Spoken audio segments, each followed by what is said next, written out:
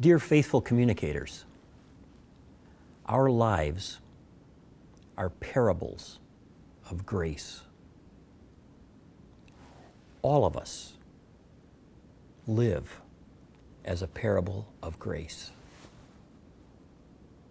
Our lives speak not just about ourselves, but our lives speak about God's grace.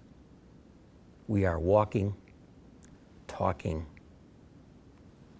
grace. In fact, communication, whenever it happens, is grace in action. We ought not to assume that our communication will be successful, even as we try to make it successful.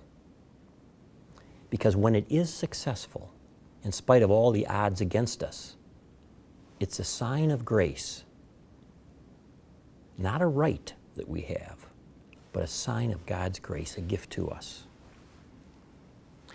You know, many Christian writers have seen the gospel itself, the good news, as a comedy. Not the kind of comedy that you just laugh at and you chuckle about, a one-liner, a joke. We're talking about comedy versus tragedy. Tragedy is where things don't work out in the end the way they should. Human beings go through trouble, they get into trouble, they can't get out of the trouble. Comedy admits the trouble, the conflicts, the difficulties, but in the end things work out, often in spite of the human beings that were involved in the communication. The gospel is a comedy. It's the story of, through God's grace, things working out in the end for good. For those who have faith, for those who follow Jesus Christ. The gospel is a comedy. In the Tower of Babel, we have recorded this preservation where God divides people up into different languages, different groups, so that they can't communicate too well, so that they do not take advantage of each other and create one culture that's not a good culture, that oppresses people, that takes advantage of people, where you get some people lording over others. Preservation. And in all of our lives, some of this preservation is being worked out because we don't communicate so well. If our communication in our own minds, in our own hearts, we thought was so great, so perfect, that we could just make anything happen whenever we wanted to, there would be less comedy and more tragedy, because we wouldn't call upon God for the grace that we need to make communication happen. For all of us in our communication, we can get so cynical sometimes because people don't communicate well, we don't communicate well. We can get very despondent, particularly in relationships that we're trying to build, where we can't seem to communicate well, to understand each other well, to accept each other well. And we can lose our faith. We can become kind of faithless in our communication.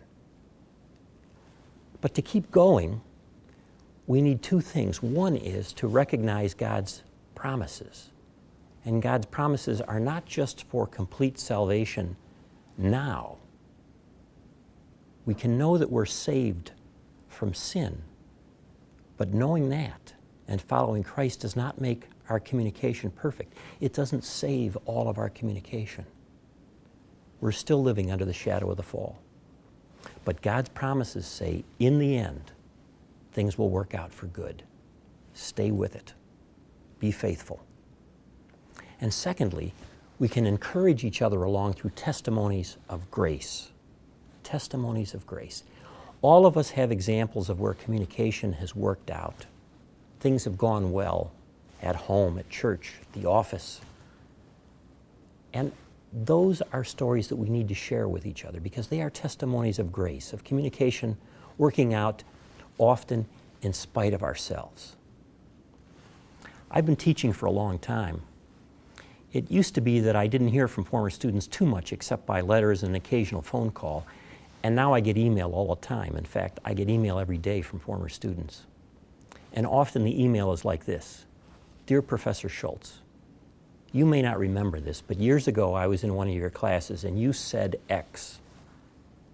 And it really was great for me. In fact, it was one of the most important things I ever learned. And I just want you to know that that was a gift to me and changed my life. I have no recollection of saying it. Sometimes I don't even know if it's something that I could have said, but it was there. God made it happen. God is all about bringing grace into our communication. And our role should be to accept that grace, to identify it in the stories of our own lives, to share it with each other. Shalom.